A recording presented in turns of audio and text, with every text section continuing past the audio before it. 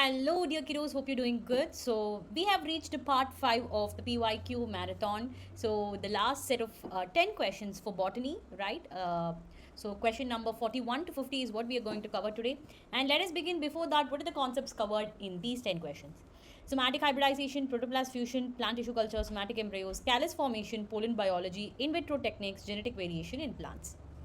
Okay, moving on to the very first question. Which of the following are fused in somatic hybridization involving two varieties of plants?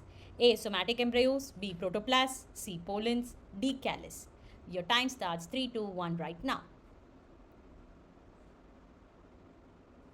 This is a very easy question, right? The somatic hybridization is all about fusing two protoplasts together, right? The cells without a cell wall from two different plant varieties. So this technique is used to create the hybrid plants with desired traits. Match list 1 with list 2. So list 1, if you see citric acid cycle, glycolysis, electron transport chain and proton gradient. List 2, cytoplasm, mitochondrial matrix, intermembrane space of mitochondria in a mitochondrial space. So go through the options and pick the right answer. I want everybody to pick a paper, match A, B, C, D with 1, 2, 3, 4, that is list 1 and list 2 respectively. Your time starts 3, 2, 1 right now. This is a very simple question which you are learning from your grade 7, grade 8, grade 9. Yeah, very basic question. Citric acid cycle is which is happening in the mitochondrial matrix too. Glycolysis, of course, cytoplasm. ETC in the inner mitochondrial membrane, right? And proton gradient intermembrane space of the mitochondria. Yes? Yeah, that is what is maintained across the inner mitochondrial membrane. And next one. List 1 and list 2, you have a lot of match the following, so please pay attention. Frederick Griffith, Francois Jacob and Jake Monod, Hargobind Khurana, Michelson and Stale. List 2, genetic code, semi-conservative mode of DNA replication, transformation, lack of operon. Please match list 1 with list 2. Everybody come on. 3, 2, 1. Your time starts now. Your time starts now. So children, Frederick Griffith, well known for discovering the phenomenon transformation, right? So it's very obvious, right? Option A is related to option 3. And Francois Jacob and Jake Monod, if you see, they worked on the lac operon, which explains how genes are turned on and off in bacteria. And Hargobind, if you see, played a key role in cracking the genetic code, helping us understand how sequences of DNA are translated into proteins. And Michelson and Stale, if you see, they conducted experiment that proved semi-conservative mode of DNA replication. Yeah? Yes. So please note down the answer. Next, the fourth question again is a match the following. List 1 and list 2. List 1, if you see, Monodelphis, Diadelphis, Polydelphis and Epiphyllus with citrus pea, lily, china rose. So I think it's very easy. Yeah. Come on. 3, 2, 1. Your time starts now.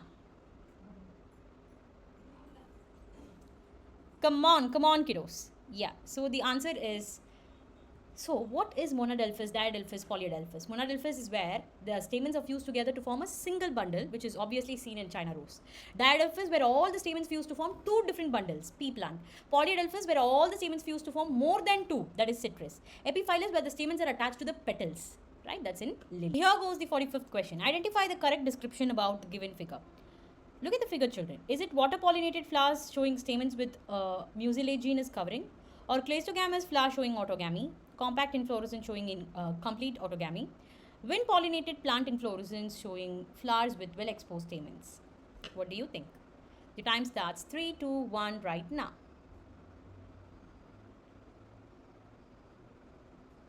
Okay. So the answer is wind pollinated plant inflorescence showing flowers with well exposed stamens. Yeah, very true, because wind pollinated plants have certain adaptation that help them pollinate efficiently through air. That's why the stamens are exposed, making it easy for the pollens to be released, right? And if you look at the pollen grain, it will be very lightweight and it will be produced in large numbers to increase the chances of going and reaching the flowers. Okay, so the answer is option D. Wind pollinated plant inflorescence showing flowers with well exposed stamens. Now you have to match list 1 and list 2. GLUT4, insulin, trypsin, collagen, and list 2 is hormone, enzyme, intercellular ground substance enable glucose transport into cells. So you have given options. Come on, I want everybody to match it. 3, 2, 1. Your time starts now.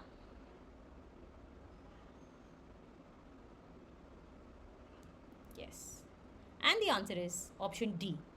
GLUT4, if you see, is a protein that helps transport glucose into the cells. right? And insulin, of course, a hormone controlling the sugar levels. Trypsin is an enzyme which digests protein, and collagen is a structural protein found in the extracellular matrix, which everybody knows, again, from grade 9. Identify the step in TCA cycle which does not involve oxidation of substrate. Succinic acid to malic acid, succinyl coenzyme A to succinic acid, isocitrate to alpha ketoglutarate acid, malic acid to oxaloacetic acid. Your time starts. 3 does not involve oxidation. Okay, your time starts now.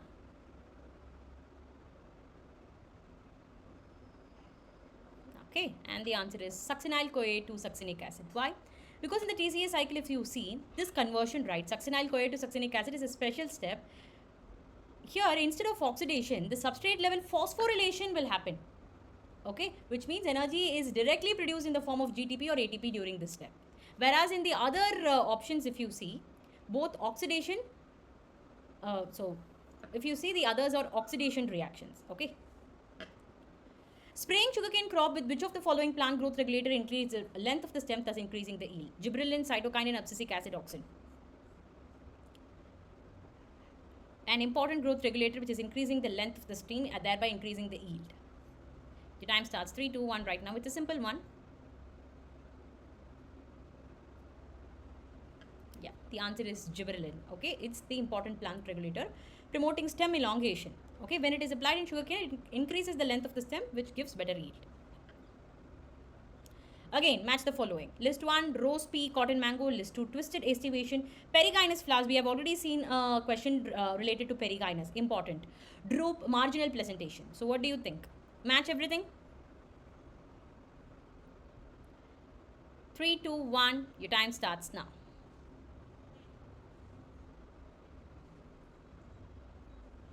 Yeah, and the answer is option D. So if you see a rose, it's a perigynous flower, right, where all the petals, stamens, the other parts are at the same level as that of the ovary.